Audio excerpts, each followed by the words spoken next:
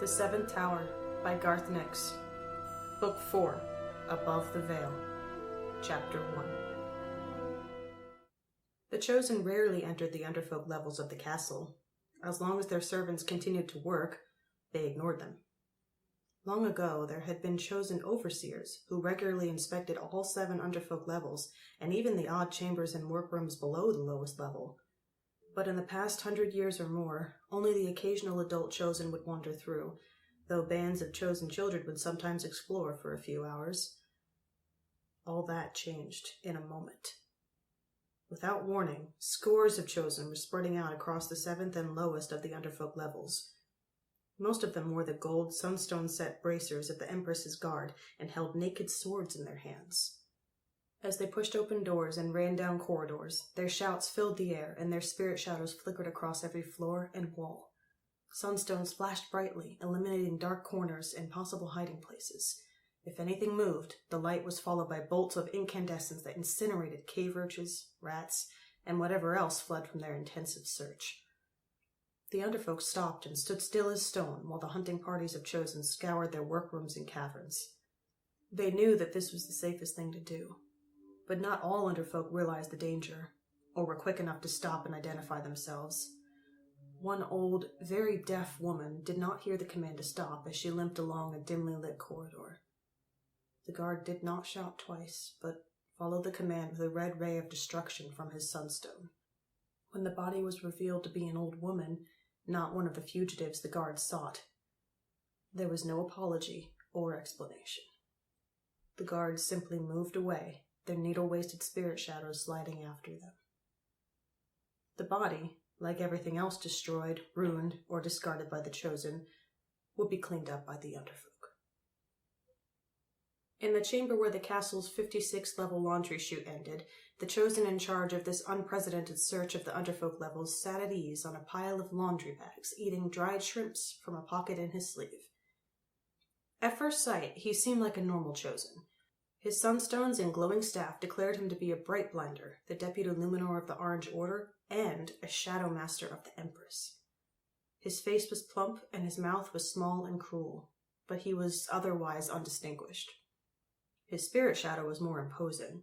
A thing of spikes and sharp edges, it was taller than a man. Its head bore 2 horns, and in addition to a mouth of many fangs, it had 4 upper limbs that each ended in a cluster of hooked claws. It stood upright on 2 lesser-clawed legs and paced behind its master's seat of laundry bags, as if it cared more about the objects of this search than his master.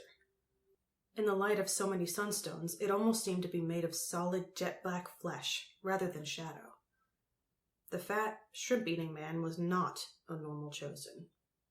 He gave orders to the guards as they came and went, and all of them were chosen of higher order and rank. They were chosen of the blue, indigo, and violet, but all bowed their heads before this orange Chosen and gave a respectful flash of light from their sunstones.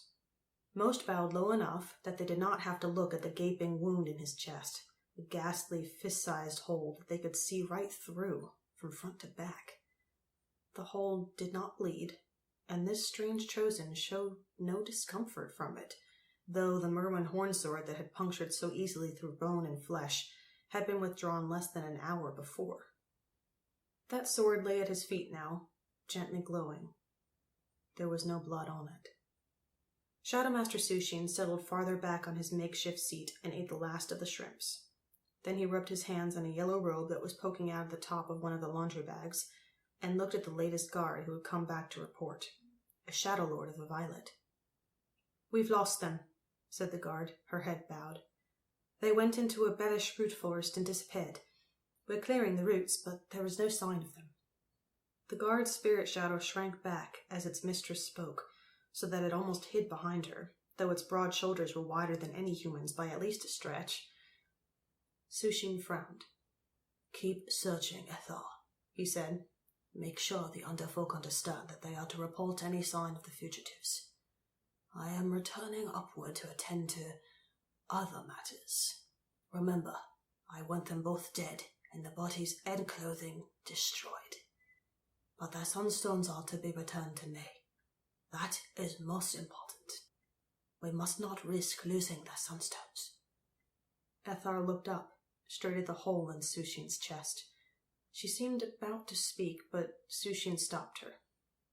He raised his hand, displaying a particularly large and vibrant sunstone ring that shone with the purest violet, dimming the light from the other rings on his hand.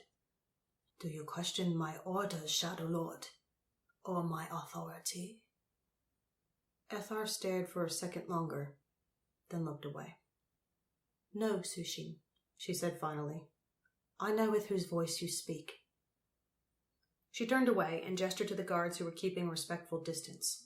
As they left, Sushin chuckled and mumbled something too soft for Ethar to hear. "Do you, Ethar?